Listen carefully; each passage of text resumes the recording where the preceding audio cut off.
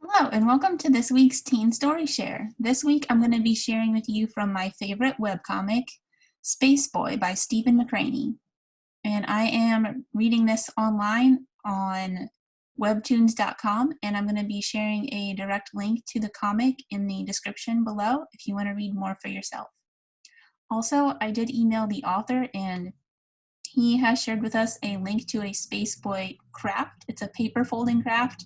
If you follow the instructions, you'll end up with a three-dimensional Amy and a three-dimensional Oliver. If you want to find out who Oliver and Amy are, just keep listening and you will find out.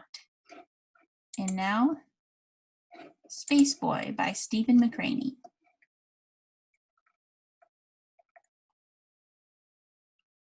In space, the stars don't twinkle. Apparently, twinkling only happens when you look at the stars through the atmosphere of a planet. Out here, there's no atmosphere.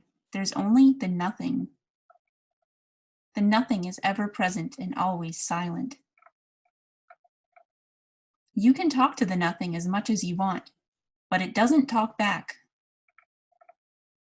Thousands of times I've asked the nothing why it took my family that night, but I've never heard a word in reply. I suppose, in a way, the nothing took me that night too. I have felt nothing since then, and sometimes I convince myself I am nothing.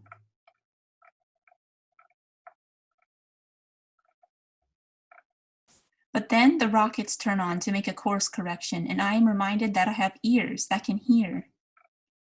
I shout back at the loud rockets to remind myself I have lungs, I have a voice. Eventually, the rockets go silent, and I am alone with the nothing once more. Coasting towards my destination.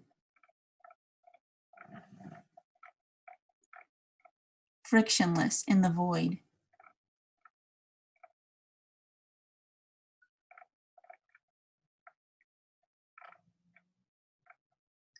People come in flavors. That's what I think anyway. My mother is the flavor of mint, sharp and bright. Off to school with you, and don't forget your lunch. My father reminds me of hot chocolate, sweet and full of gentle warmth. Bye, Papa, be careful down in the mine.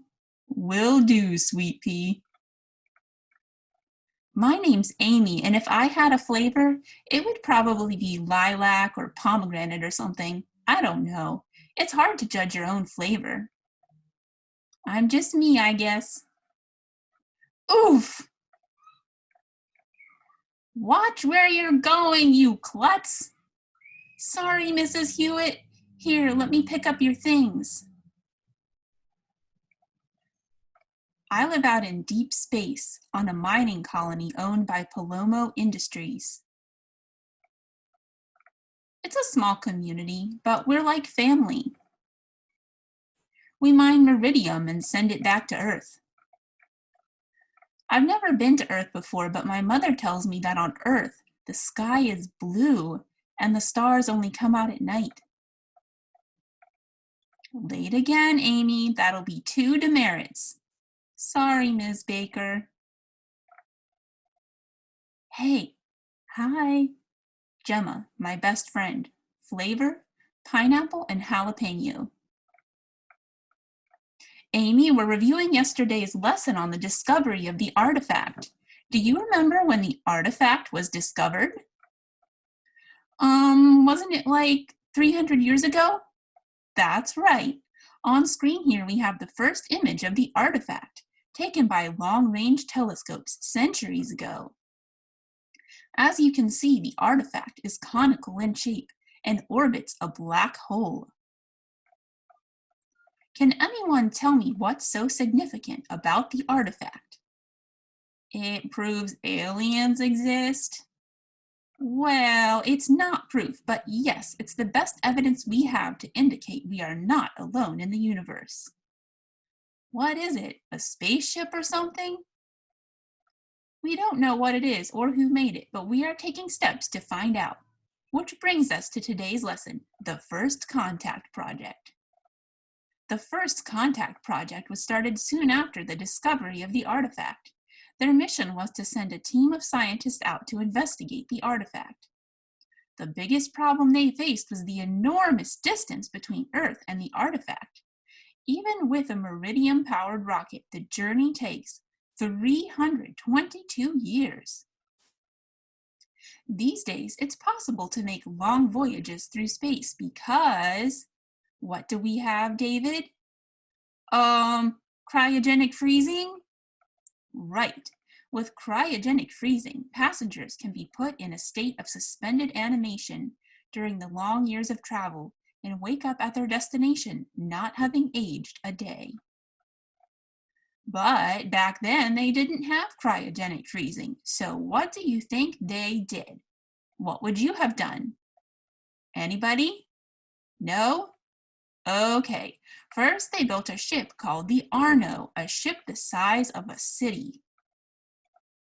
Then they stocked it with enough supplies to last hundreds of years. Then they placed a whole community of people on the ship and set its course for the artifact. No way! The Arno has been traveling through space for 296 years now. When it reaches the artifact, the many great-grandchildren of the original crew sent out on the Arno will be the first people to make contact with an object of alien origin. Quite an impressive endeavor, isn't it?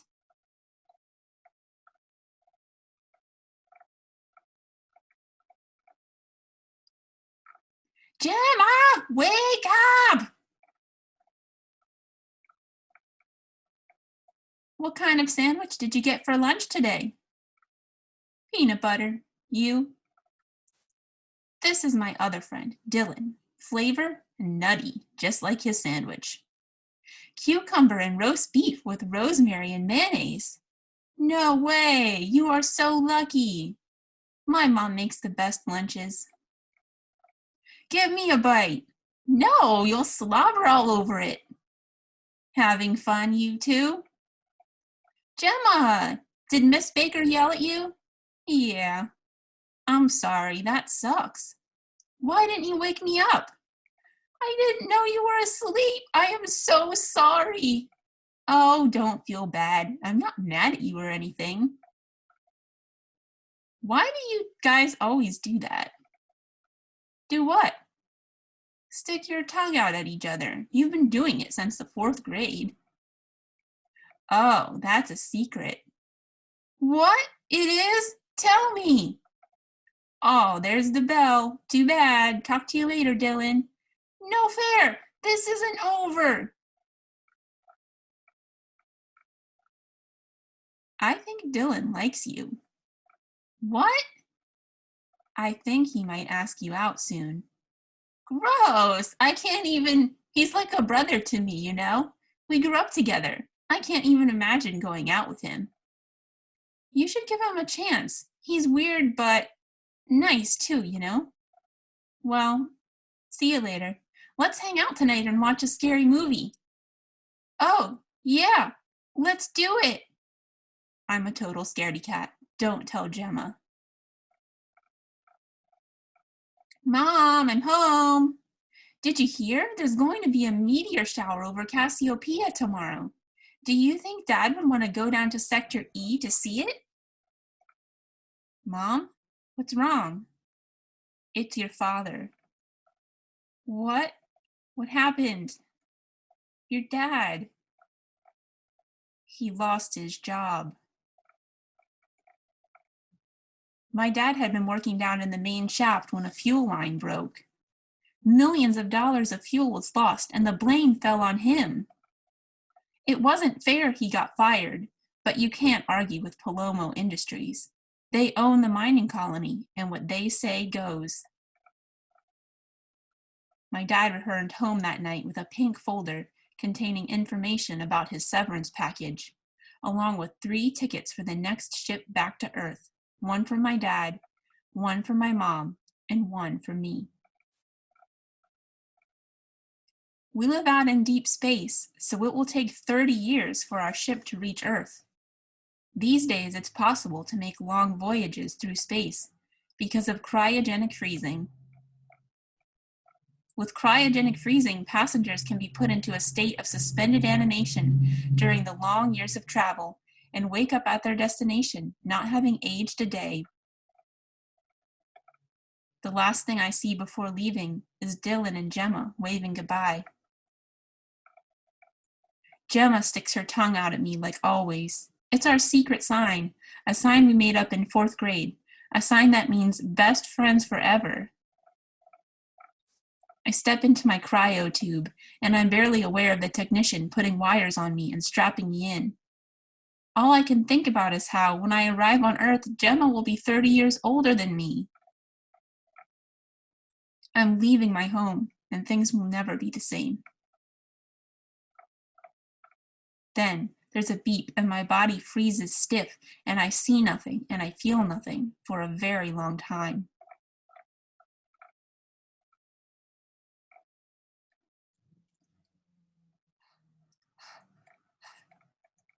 "30 years later.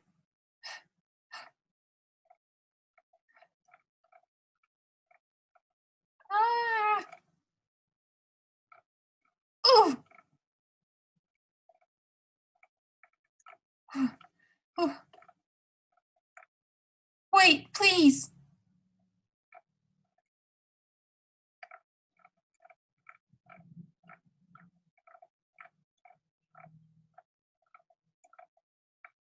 I drift back to myself in pieces. First come the blue skies. Mother told me that on Earth the skies are blue. I'm looking forward to that. Then come memories of home and school and I wake up to a woman who has a flavor like cotton candy, sweet enough to make you sick.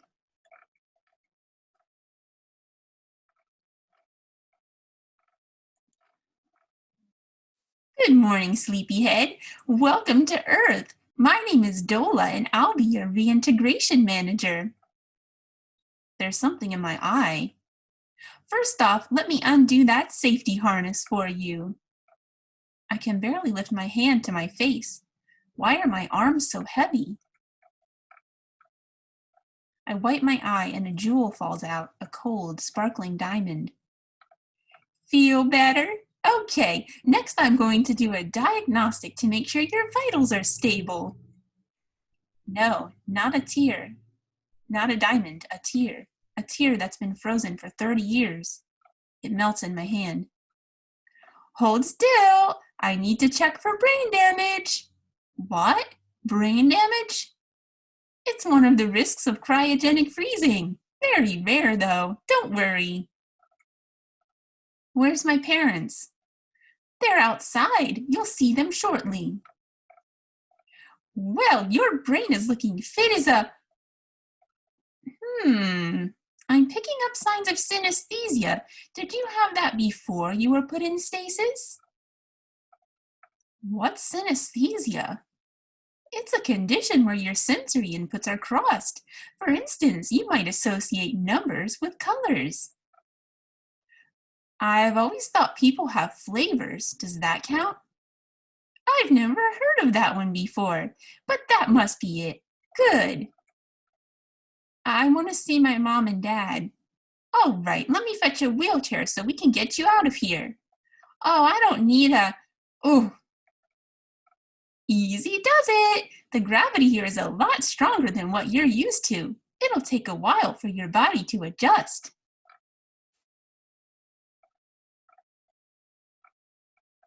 Are you going to unfreeze that girl next? No, this isn't her stop. She has another 40 years before she reaches her destination.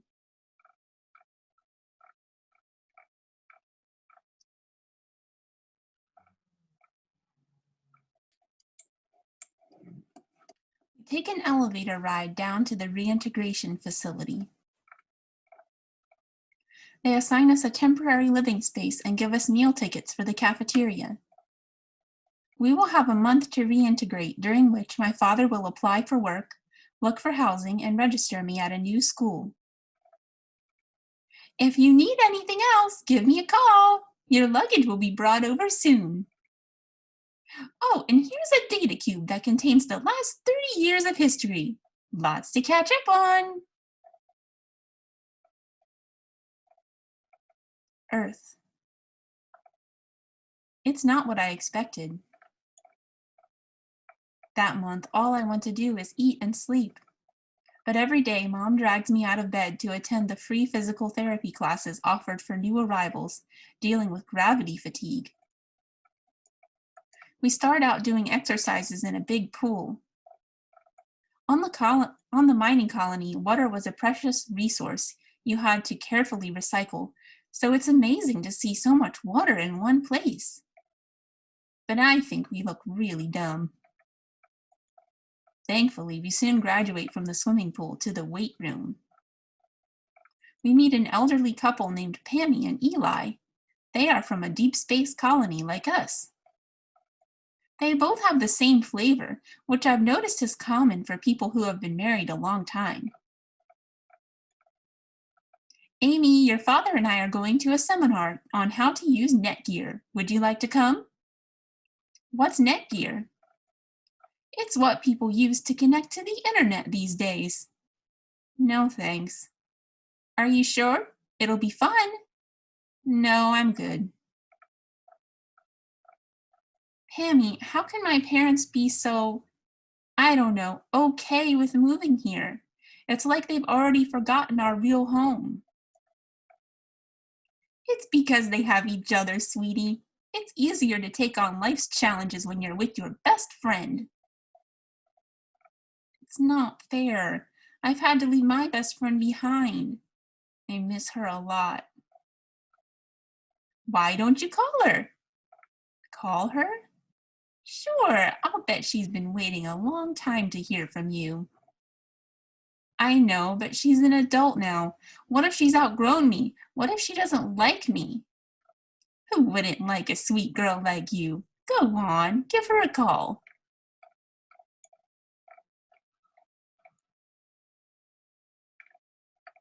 You can do this. Don't think about it. Just do it. Hello? Gemma, you haven't aged a day. Oh, Gemma's my mom. Hold on. Mom, someone on the phone for you. Who is it? I don't know, some girl. Well, give me the phone.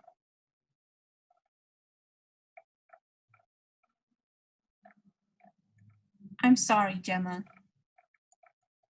I'm just not ready yet.